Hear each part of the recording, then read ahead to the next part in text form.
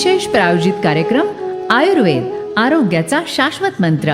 प्रायोजक मूलत्वम आयुर्वेद पंचकर्म हॉस्पिटल, विजयनगर, सांगली. नमस्कार मंडळी, 90.4 ग्रीन FM तुम्ही ट्यून केलेला आहे. मी आहे मेधा आणि आयुर्वेद आरोग्याचा शाश्वत मंत्र या विशेष कार्यक्रमात आपल्याबरोबर आजही आहेत मूलत्वम आयुर्वेदच्या आयुर्वेद तज्ञ डॉक्टर कादंबरी जगताप. नमस्कार मॅडम.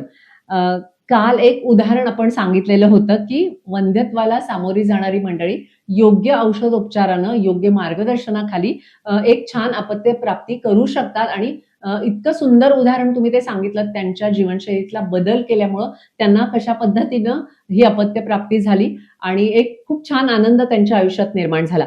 असं आणखी एक वेगळं काही उदाहरण आपण सांगू शकतो आज की असं पण असू शकतं, म्हणजे त्याला सुद्धा मूलत्वम आयुर्वेदचा आपण आधार घेतला तर आपल्यालाही अपत्य प्राप्ती होऊ शकते.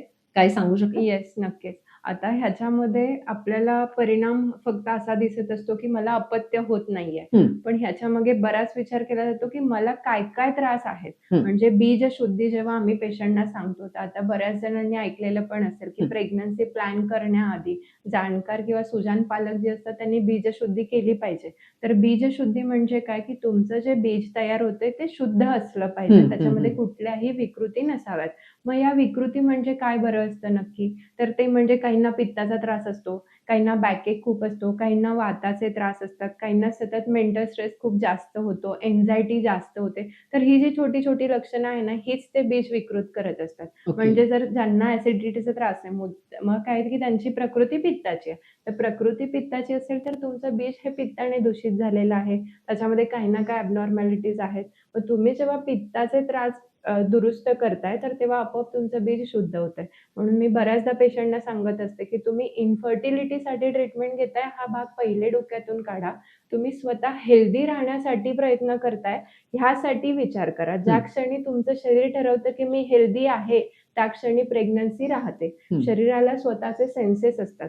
म्हणजे काय, की कुठल्या ऑर्गनला काही त्रास झाला असेल तर स्वतःची एक सेल्फ सिस्टीम असते बॉडीची, तर ती जेव्हा काम करत असते तेव्हा ह्या सगळ्या गोष्टी आपोआप होतात. आता मी दुसरी केस तुम्हाला सांगते, ज्याच्यामध्ये पुरुषांचा बीजाचा जो आकडा होता तो अगदी कमी होता.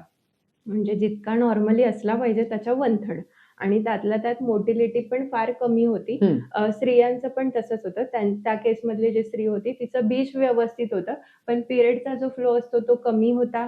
त्याच्यामध्ये त्यांना त्रास खूप जास्त होता. गाठी जाणे, छातीत दुखणे असे त्रास होते. आता या दोन्ही केसेसमध्ये काय आहे, की दोघांचं पण बीज शुद्ध असणं फार गरजेचं आहे. दुसरी केस म्हणजे त्यांच्यामध्ये आता जो बीजाचा आकडा कमी आहे, तो बीजाचा आकडा वाढवण्यासाठीचे प्रयत्न करणे, जे आयुर्वेदात खूप छान पद्धतीने केलं जातं. मग ह्याच्यामध्ये त्यांची ट्रीटमेंट पण आपण सेम औषधं, आहार आणि व्यायाम ह्या 3 गोष्टींनी ती प्लॅन केली. ह्याच्यामध्ये पण पंचकर्म खूप छान काम करतं. विरेचन पंचकर्म किंवा तुमच्या प्रकृतीनुसार केलेलं पंचकर्म अतिशय उत्तम आहे. आणि दुसरं म्हणजे त्यांच्यामध्ये मानसिक तणाव हे लक्षण जरा जास्त होतं, म्हणून आपण त्याच्यामध्ये शिरोधारा पंचकर्म हे जास्त वापरलं त्यांच्यामध्ये. त्यांचा बीजाचा जो आकडा तो साधारणतः 5 महिन्यामध्ये कव्हर झाला. त्याच सोबत स्त्री जी होती तिचं जे पाळीला कमी जाणं होतं अंगावरून किंवा गाठी जात होत्या, तर ते बरं करणं गरजेचं आहे. आणि ह्याचाच इम्पॅक्ट म्हणजे आपण थोडक्यात म्हणतो की शेती करणे जे आहे ना, ते म्हणजे हेच आहे. ऋतू, क्षेत्र, अंबू आणि बीज ह्या 4 गोष्टी आयुर्वेदाने सांगितल्या. तर ऋतू म्हणजे काय, की आजूबाजूचं वातावरण, म्हणजे एन्व्हायर्नमेंटल कंडिशन. दुसरं बीज म्हणजे काय, की ते आपण वाण म्हणतो. जर त्या पिकाचं वाण चांगलं असेल तर येणारं पिकाचं उत्पन्न हे जास्त होतं. जमीन चांगली पाहिजे आणि दुसरं म्हणजे पाणी. तर ह्याच सगळ्या गोष्टी ज्या असतात त्या अपत्य प्राप्तीसाठी किंवा गर्भधारणेसाठी पण आवश्यक आहे. दोघांचं बीज चांगलं असलं पाहिजे. क्षेत्र म्हणजे गर्भाशय. गर्भाशय प्रॉपर असणं फार गरजेचं आहे, म्हणजे निरोगी वातावरण. आणि दुसरं म्हणजे पाणी तिथे जे म्हटलेलं आहे ते म्हणजे गर्भाशयाचा रक्तपुरवठा, जो नॉर्मल असणं अतिशय गरजेचं आहे. तर ह्या 4 गोष्टी बघणे म्हणजेच आयुर्वेदाच्या दृष्टीने गर्भधारणेसाठी प्रयत्न करण्यासाठीची ट्रीटमेंट घेणे. मग हे सगळं झाल्यावर त्यांना पुन्हा अपत्य प्राप्ती झाली? येस, नक्की. त्यांचं 4-5 महिन्यांमध्ये ट्रीटमेंट पूर्ण झाली, पण तिथून पुढे 3 सायकल्स आपण त्यांना करायला सांगितलं. आता कसं असतं, की जेव्हा नॉर्मल प्रेग्नन्सीसाठी ट्राय करायचा असतो, तर तेव्हा ॲटलीस्ट 12 महिने तो नैसर्गिक संबंध असणे अतिशय गरजेचं आहे. म्हणजे बऱ्याचदा आपण पेशंटना ट्रीटमेंट सगळे रिपोर्ट्स नॉर्मल झाले, बीज व्यवस्थित झाले, पण तिथून पुढे 1 वर्ष तुम्ही प्रयत्न करा असं सांगतो.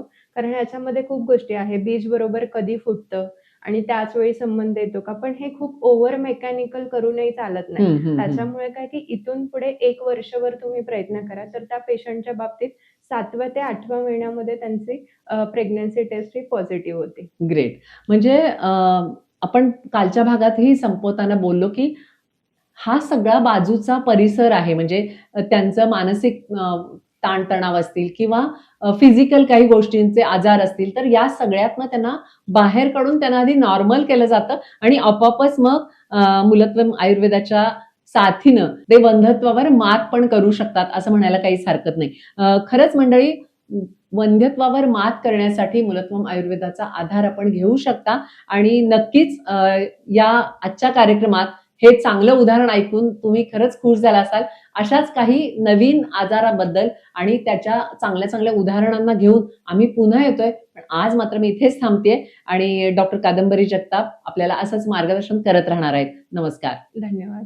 या कार्यक्रमाचे प्रायोजक होते मूलत्वम आयुर्वेद पंचकर्म हॉस्पिटल सांगली.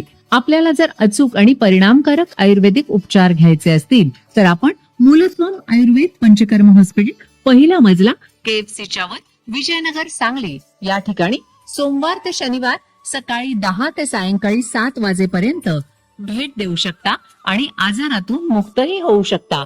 अधिक माहितीसाठी संपर्क 98 346 23 909.